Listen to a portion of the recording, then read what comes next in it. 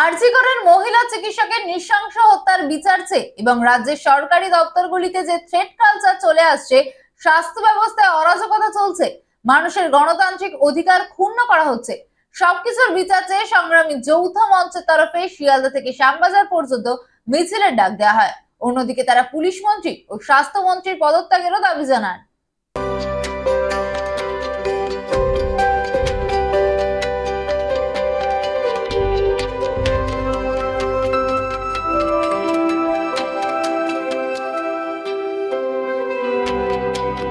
যতক্ষণ আমাদের রাজ্যের মুখ্যমন্ত্রী মহিলা মুখ্যমন্ত্রী এরকম মহিলা মুখ্যমন্ত্রী থাকবে ততদিন আমাদের এই রাজ্যে বিচার সঠিক হবে না। কারণ আপনারা জানেন যে কামদুনের মামলায় দীর্ঘ 11 বছর হয়ে গেছে, এখনও কিন্তু বিচার পায়নি। এবং প্রত্যেকটা ধর্ষণের মামলাকে উনি যেভাবে তথ্য প্রমাণ লুট করার চেষ্টা করেন, সেখানে বিচার কতটুকু পাবো আমরা জানি না। কারণ এই বিনীত গোয়েলের দিয়ে যেভাবে কামদুনের মামলা তথ্য প্রমাণ লুট করেছিল, তার ভিত্তিতে কিন্তু দোষীরা আজকে বেকসুর খালাস হয়ে গেছে।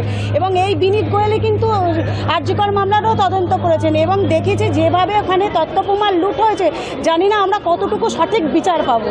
আমরা চাই তো সঠিক বিচার হোক এবং যে নির্যাতিতা আজকে আমাদের ছেড়ে চলে গেছে সে যেন সঠিক বিচার পায়, তার আত্মাটুকু যেন শান্তি পায়, এটাই আমাদের দাবি। কারণ দেখুন, অবশ্যই সেই জায়গা থেকে আন্দোলনে আসা, কারণ আমাদের শুধু একটা জায়গা না, কামদুনি বা আরজিকর থেমে থাকেনি, এরপরেও দীর্ঘ জায়গায় আছে যে ধর্ষণের মতো ঘটনা ঘটেছে। সেখানে আমাদের রাজ্যের মুখ্যমন্ত্রী কখনো ছোট ঘটনা বা কখনো প্রেমের ঘটনা এরকমভাবে আক্ষেপ করেছে। সেই জায়গায় দাঁড়িয়ে আজকের বিচার প্রক্রিয়া কোথায় গিয়ে দাঁড়াচ্ছে সেটাই তো আমরা ভেবে পাচ্ছি না।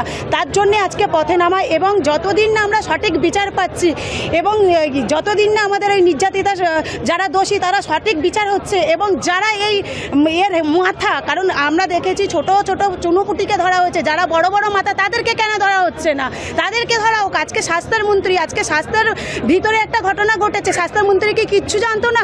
আজকে স্বাস্থ্যের মন্ত্রী স্বাস্থ্য কেন্দ্রের ভেতরে দীর্ঘদিন ধরে দুর্নীতি চলেছে, সেই ভাগটা কি আমাদের রাজ্যের মুখ্যমন্ত্রী পায়নি, স্বাস্থ্যমন্ত্রী পায়নি? তাহলে তাকে কেন অ্যারেস্ট করা হচ্ছে না? তাকে অ্যারেস্ট করা হোক, এটাই আমাদের দাবি।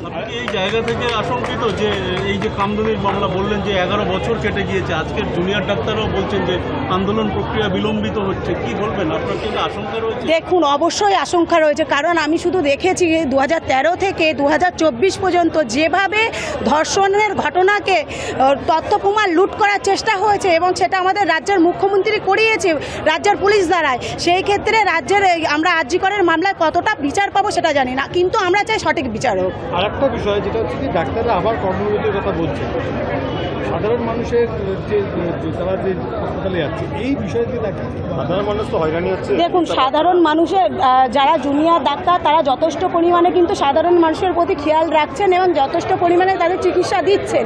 কারণ আমরা একাধিকবার আরজিকরে গেছি এবং দেখেছি যে জুনিয়র ডাক্তাররা সাধারণ মানুষের পাশে দাঁড়াচ্ছে। হয়তো কিছু জুনিয়র ডাক্তার আন্দোলনে সামিল হয়েছে, আবার যারা সিনিয়র ডাক্তার তারা কিন্তু সাধারণ মানুষের প্রতি চিকিৎসা করছে। সেই ক্ষেত্রে জুনিয়র ডাক্তাররা যে দাবিগুলো করছে সেই দাবিগুলোকে কেন মেনে নেওয়া হচ্ছে না? ওরাও তো একই দাবি চাই যে যারা দোষী তাদের যেন দৃষ্টান্তমূলক সাজা হোক এবং ওদের নিরাপত্তার, বিশেষ করে নিরাপত্তাটা দেওয়া হোক। সেগুলো আমাদের রাজ্যের মুখ্যমন্ত্রী কেন মেনে নিতে পারছে না?